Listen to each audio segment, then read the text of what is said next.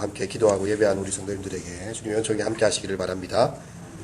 우리가 이 전문맥을 보면요, 예수님께서 이렇게 계실 때 많은 사람들이 찾아와서 예수님께 도움을 요청하는 장면이 나옵니다. 그리고 더러운 귀신들은 예수님 앞에 엎드려가지고 당신은 하나님의 아들입니다, 이렇게 소리를 지르고 그렇게 하게 되고요. 이런 상황 속에서 예수님께서 이 많은 무리들이 있지만 특별히 12명을 세우셨다. 그것은 바로 또 자기가 원하는 자들을 예수님께서 12를 세우셨다, 이렇게 이야기가 나오고 있습니다.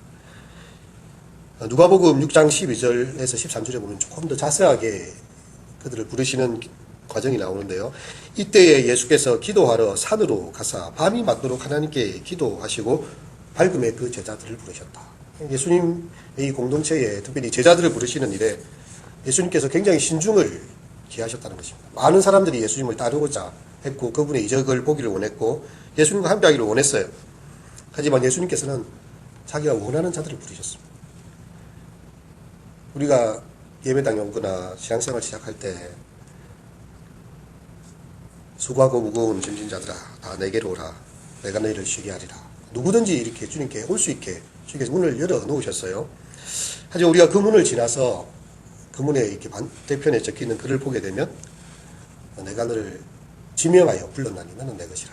나는 내 의지로 주님의 부르심이 있고 해서 그냥 내가 찾아온 줄 알았는데 세상에 많은 사람들 중에 하나님께서 택하셨다는 거죠. 주님께서 원하시는 자들이 주님께 나왔고 우리가 그 부르심 가운데 있는 것을 보게 됩니다.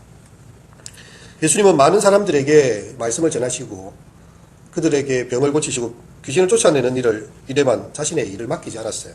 도리어 오늘 이름이 거명되는 12명의 제자들을 선별하시고요, 그도 아주 특별한 관계를 가지셨다는 것을 보게 됩니다. 이것이 바로 예수님의 복음의 전략이었습니다.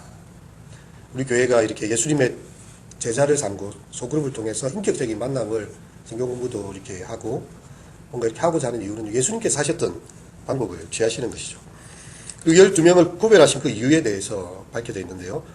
자기와 함께 있게 하시고, 우리가 좀 놓치는 부분입니다. 제자들을 보내신 것은 그들에게 많은 사명을 주어서 많은 일들을 하고자 함이 아닐까. 물론 맞습니다. 보내셔서 전도도 하고 귀신을 내어쫓는 권세를 주십니다.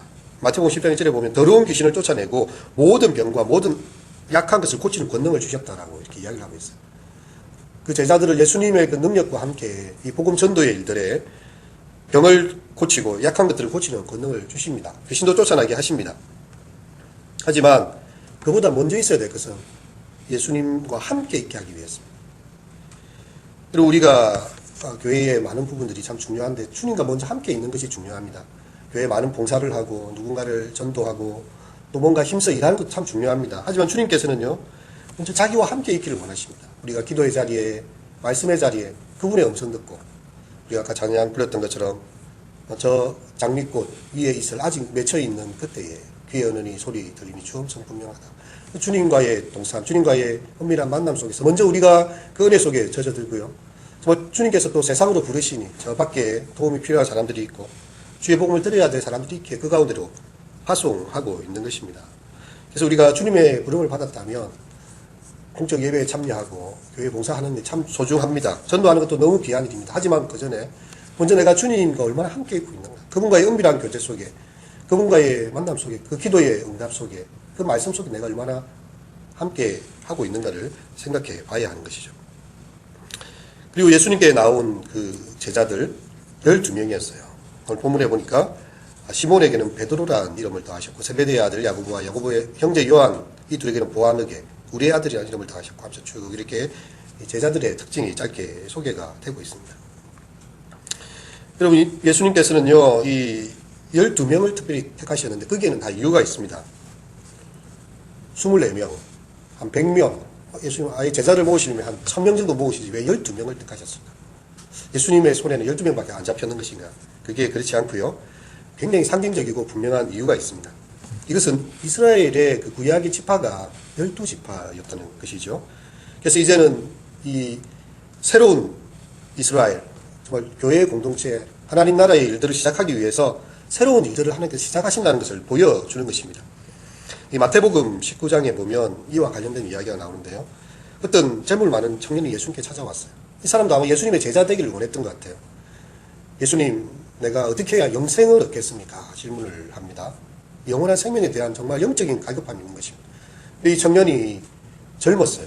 그리고 부자였고 관원이었다고 했습니다. 그야말로 젊은 날에 권력과 부를 손에 옮겨진, 하지만 권력과 부에 연연하지 않고 영생의 문제를 고민하는 정말 이 지혜로운 청년이었다는 것이죠. 이 청년의 그것을 보고 예수님께서 참 귀히 여기셨습니다.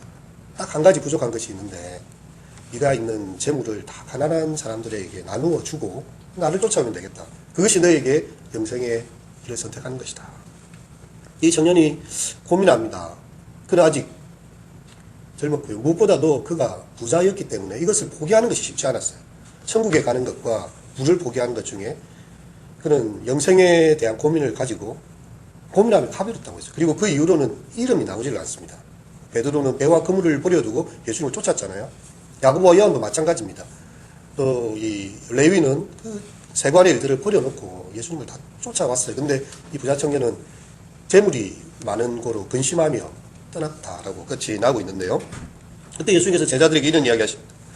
부자가 천국에 들어가시 얼마나 어려운 거 아느냐. 마치 낙타가 바늘귀로 들어가는 것이 부자가 하나님 나라에 들어가는 것보다 쉬울 것이다. 그럼 제자들이 그때 놀라서 질문을 해요. 그렇다면 과연 누가 구원을 얻을 수 있다는 말입니까? 가운데 베드로는 또 이야기합니다. 보소서, 우리는 모든 것을 버리고 주님을 쫓았습니다. 그런데 우리가 무엇을 얻게 될 것입니까? 그때 예수님께서 마태복음 19장 26절에 그런 이야기 하십니다. 내가 진실로 너희에게 이르노니 세상이 새롭게 되어 인자가 자기 영광의 보좌에 앉을 때 나를 따르는 너희도 12보좌에 앉아 이스라엘 12지파를 심판하리라. 너희가 이 이스라엘 12지파를 심판하는 그런 사람들이 될 것이다. 또 내 이름을 위하여 집이나 형제나 자매나 부모나 자식이나 전토를 벌인 자마다 여러 배를 받고 또 영생을 상속하리라. 그러나 먼저 된 자로서 나중되고 나중된 자로서 먼저 될 자가 많으니라. 예수님을 따르는 일이 정말 많은 희생을 요구하는 일이고요. 지금까지 살아왔던 삶의 가치를 전복시키는 일입니다. 자기가 가진 재물을 놓고서라도 예수님을 쫓아가야 되는 그런 길이에요. 하지만 세상의 것들을 포기하고 주님의 길을 따르는 자에게는요, 세상에서뿐만 아니라 영생을 약속하셨습니다. 하지만 처음 된 사람으로 나중될 사람도 있고 나중된 자로서 먼저 될 자가 있다. 너희가 그래서 생각하라고 예수님이 이야기하십니다. 예수님의 부름을 받고 나왔던 12명의 이름이 이렇게 등장을 하는데 제일 먼저 등장하는 이름은 시몬이에요. 우리가 이 베드로라고 알고 있는 사람은 시몬입니다. 예수님께서 이 시몬을 부르셨을 때 그에게 베드로라는 이름을 더하십니다. 예수님께서 더하신 이름이에요. 이 베드로는 반석이라는 뜻이거든요. 이 베드로는 다른 성경에도 보면 다른 제자들보다 가장 먼저 그 이름이 등장하는 것을 보게 됩니다. 그가 12의 대표가 되고 대변자가 되는 것이죠. 나중에 보면 예수님께서 가이사라 빌립보에 가셨을 때에 물으십니다. 사람들이 나를 누구라 하느냐. 예수님요. 예수님들은 뭐 엘리야라고도 하고 세례 요한이 환생했다는 그런 이야기도 있고 예레미야다. 선지자 중에 한 사람이다. 사람들이 이야기하는 것들을 예수님에 대해서 이야기합니다. 그때 예수님 질문하십니다. 그러면 너희는 나를 누구라 하느냐. 너희는 나를 누구로 알고 있느냐. 그때 시몬 베드로가 대답을 하게 되죠. 시몬이 이야기를 합니다. 굉장히 그 유명한 구절이죠. 주는 그리스도시요 살아계신 하나님의 아들입니다. 바요나 시몬아, 정말 네가 대답을 잘했다. 이를 내게 알게 하니는 네가 아니고 하나님께서 성령께서 이것을 가르쳐 주셨다. 그리고 예수님께서 하시는 말씀이 이 베드로에게 나의 교회를 이 반석 위에 세우리니, 이 반석이 베드로잖아요. 음부의 권세가 이기지 못하겠다. 천국의 열쇠를 이 베드로에게 주시는 그런 장면이 있습니다. 정말 그는 그냥 평범하게 살아가는 시몬이었어요. 어부로 일하는 시몬이었어요. 하지만 예수님께서는 그가 앞으로 되어질 그 교회의 반석이 되어지고 교회의 기초가 그를 통해서 이루어질 것을 보셨습니다. 그래서 그에게 이름을 더하세요. 베드로다. 그리고 두 번째 이렇게 세베대 아들 야고보와 요한에게는 보아너게, 우레의 아들, 천둥의 아들이라는 이름을 더하시는데요. 이들 또한 이 12제자 중에 특별한 위치를 점하게 됩니다. 그들을 다 순교하게 되고 또한 성경을 또한 남기게도 되고요. 정말 예수님의 곁에서 야고보는 첫 순교자가 되어집니다. 나중에. 그리고 요한은 끝까지 살아남아서 우리에게 계시록을 남겨주는 그 귀한 일들을 하게 되죠. 이 바돌로메는 성경에 보면 요한복음에 나다나엘, 나데오는 야고보의 아들 유다 이렇게 보여지고 제일 마지막에 나오는 이름이 가룟 유다예요. 근데 여기에 딱 기록이 되어져 있기를 이는 예수를 판사더라 이렇게 이야기가 되어져 있습니다. 예수님께서는 이 12명의 사람들을 다 부르십니다. 어쩌면 이 가룟 유다를 통해서 예수님께서 어떠한 죽음을 맞게 될지도 이미 그것을 통해서 보여주고 있는 것이죠. 우리는 한참의 이야기가 지나서 예수님께서 부활하신 후에 이 유다를 제외한 11명의 제자들과 다시 만나시는 장면이 있습니다. 그리고 그들에게 이야기하기를 온 천하에 다니며 만민에게 복음을 전파하라. 예. 그들을 처음 부르신 목적과 똑같아요. 그들에게 하나님 나라를 전가하는 그 능력을 허락하시는 것처럼요. 그렇게 똑같은 말을 다시 하게 되십니다. 그럼 처음에 이 말씀을 믿고 따랐던 제자들 중에서 유다는 예수님을 팔아먹기도 했고요. 또한 다른 제자들은 두려움으로 흩어지기도 했습니다. 베드로는요, 예수님의 이름을 부인하기 시작합니다. 내가 죽는 일 외에 우리가 죽을지라도 예수님을 다른 사람이 다 버릴지라도 나는 주님을 부인하지 않겠습니다. 그렇게 호언장담했지만 로마 병정 앞에서요. 그는 예수님을 모른다고 3번이나 또 부인하는 그런 장면도 있게 됩니다. 하지만 부활하신 예수님을 다시 만나게 됐을 때 이 11사도는 다 순교의 제물로 정말 교회를 세우는 일에 터툴리안 교부가 이야기했듯이 순교의 피는 교회의 씨앗이다. 정말 하나님 나라를 위하여서 자기의 삶을 들여 복음을 전하는 것을 보게 됩니다. 이제 말씀을 마치고자 합니다. 우리같이 부족하고 세상에 별 볼 일 없는 사람들이라 할지라도요.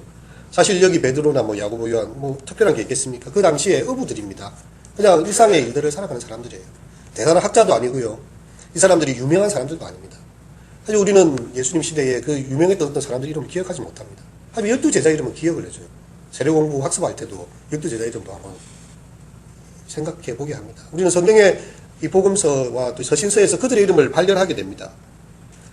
이 세상에서 우리가 부족하고 연약한 자라 할지라도 주님의 부르심을 받았다면요. 주님께서 원하게 하심을 받고 그 부름의 순종에서 나왔다면요.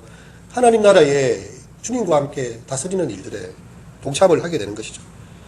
우리의 삶에 여러 가지 부족하고 연약함이 있지만 내 삶을 주님 사용하셔서 사람 낚는 업으로 이 땅 가운데 생명 살리는 귀한 일에 우리의 삶이 드려질 수 있기를, 그래야 정말 우리의 이름이 하늘나라에 새겨지고 하나님의 기뻐하시는 자리에 있을 수 있도록 정말 이 재물을 포기하지 못해서 이름 없이 사라진 한 부자 청년이 아니라 주님을 위하여서 우리의 삶에 귀중한 것들을 내려놓고 주님을 쫓아가는 하나님 나라를 상속하는 주님의 백성들, 주님의 제자들 되기를 축원드립니다.